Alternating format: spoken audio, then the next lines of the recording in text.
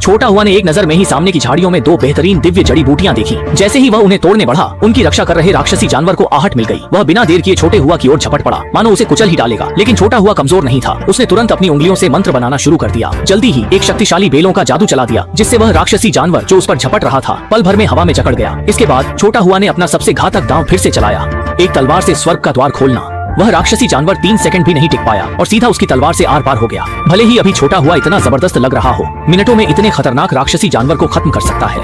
असल में सिर्फ 3 दिन पहले तक वह एक साधारण कमजोर बूढ़ा था, जिसकी चुलियन की ताकत भी पहली परत पर थी। उसे अपने विश्वासघाती शिष्य ने धोखा दिया। हर दिन उसके जुल्म और अपमान सहने पड़ते थे। इसी दिन शिष्य ने उसे लात मारकर मौके पर ही मार डाला था। इसी समय 21वीं सदी का एक छोटा हुआ जो अत्यधिक ओवरटाइम के कारण अचानक मर गया था, उसकी आत्मा अनजाने में इस दुखी बूढ़े के शरीर में प्रवेश कर गई। जैसे ही वह जीवित हुआ और स्थिति को समझ भी नहीं पाया था, उसके दिमाग में एक सिस्टम की आवाज गूंज उठी। पुरुषों का सपना, ड्यूल कल्टीवेशन पार्टनर सिस्टम। अगर वह लगातार ड्यूल कल्टीवेशन पार्टनर ढूंढता रहा तो क्या उसकी शू वे रॉकेट की तरह नहीं बढ़ जाएगी?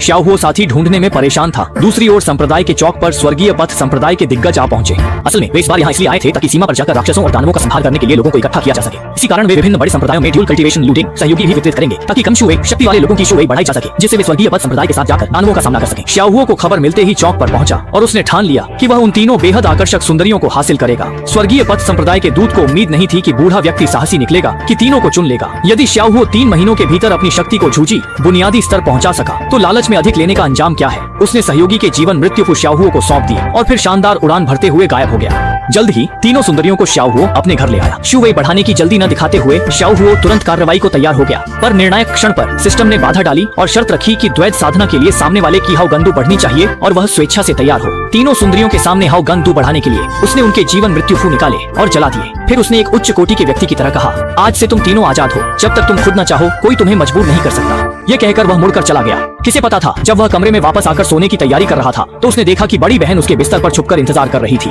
इसी तरह शाओहुओ और उसके बीच संबंध बन गया। सोच भी नहीं सकता था कि अगली सुबह शाओहुओ 100 साल के बूढ़े से 40 साल के व्यक्ति में बदल गया। उसकी शू वे सीधे जूझी स्तर की छोटी तक पहुंच गई। दूसरी 2 पत्नियों का स्नेह बढ़ाने के लिए उसने पहाड़ पर जाकर औषधीय जड़ी बूटियां इकट्ठी की ताकि उनकी साधना में मदद कर सके।